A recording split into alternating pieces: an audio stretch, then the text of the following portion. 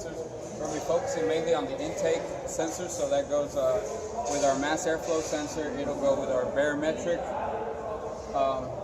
temperature sensor. It'll go to, we're going to go down to the intake manifold pressure sensor and our intake manifold temperature sensor. All these sensors are real important because you have to know your motor has to know what temperature the air is coming in for proper combustion, for efficient combustion, so you have a good burn on your fuel.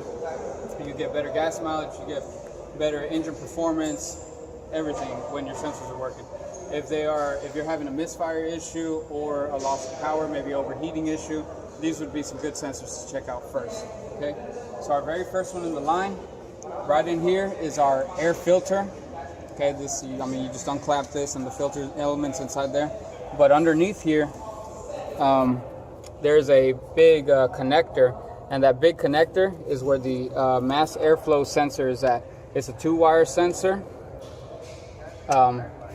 and pretty basic. That's what's reading all of the air that's coming into the motor itself. It's not saying what temperature, nothing like that. It's just saying how much of that air is coming out. Okay, now right down the line, you've got the atmospheric temperature sensor. It's another 2-wire sensor. Most temperature sensors are going to be 2 wires. The pressure sensors are going to be 3 wires.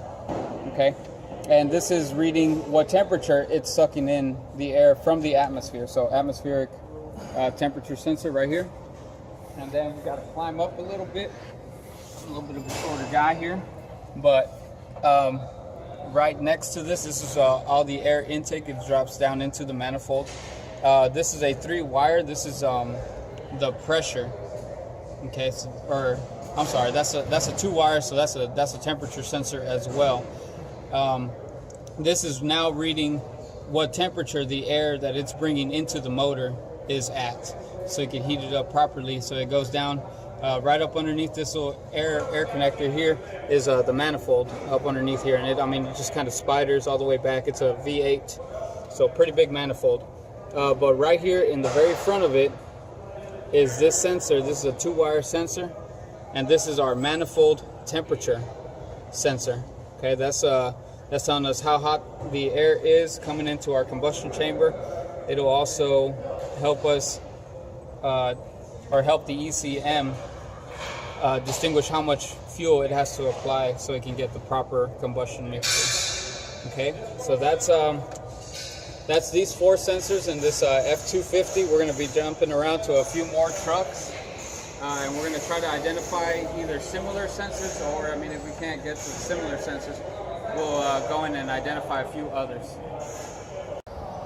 Okay guys, so now we are working on a Freightliner Cascadia. It's got a Detroit diesel DD15 motor in it.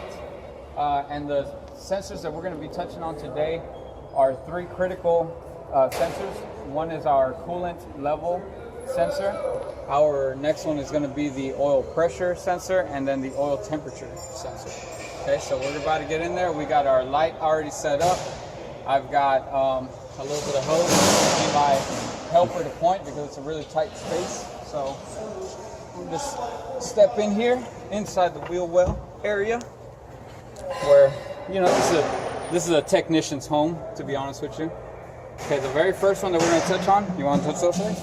Okay, is this one right here where my hose is touching on. That is our oil temperature sensor. Okay, that's telling us how hot the oil is that's pumping through our motor. It goes through an oil cooler to help, keep that engine heat down, and the oil obviously lubricates our motor and also helps cool the motor. So if your oil temperature sensor is bad, that's likely that your vehicle will break down because it's just burning too hot. You'll start melting parts and stuff like that. Okay, and then right next to it, its next door neighbor, is the oil pressure sensor. That one's a little bit more hidden, but it's a 3-wire sensor, and that's telling us what pressure we are pumping our oil through the motor. If you have a bad oil pump, you'll start seeing that the oil pressure is low. If you're not pumping enough oil through your motor, you will not be lubricating it properly, and you will not be cooling it properly. That is critical failure. So these 2 sensors They're a little bit of a pain to get to, but very important, critical sensors. Okay, so those two sensors, a little hidden. This other one, a little bit easier. Here we have our coolant reservoir. When you are low on coolant, this is the cap you would take off, and you just top it off. We're a little bit over our minimum, right? But the max is like up here, so we're well within spec. This little sensor right here attached to it, it's a little 2-wire sensor, and that's what tells us when our coolant level is below the minimum. You see how it's positioned beneath that line. So if that sensor gets dry, it will send a signal to the ECU and to the dash lights to tell you that your coolant level itself is low. Also, very integral for keeping your motor running cool. Also for other cooling properties, to be honest with you. If you have low coolant, then you're not cycling enough through your motor. Again, it could lead to overheating and catastrophic failure. Okay, so this is our Freightliner Cascadia. We're going to be moving on to the next truck now. Okay, so now we are on this 1997 International. It's got a T444E motor in it. This is a little bit of an older setup, so wires are a little bit more sporadic, if you will. But the three sensors that we're going to be touching on in this motor are also heavily critical to the motor's operation. Okay, the first sensor that we're going to go after, this right here, this blue piece right here, is our high pressure oil pump. And you can see above it we've got a sensor that sticks right down in there. It's a 3-wire sensor. That's going to be our oil pressure. Okay, again, just like in the Cascadia, it's going to tell us how hard our oil is pumping through the system, making sure that we're keeping all of our components properly lubricated. The pairing sensor that goes with it, you can see right here on the side of it, it's a 2-wire sensor.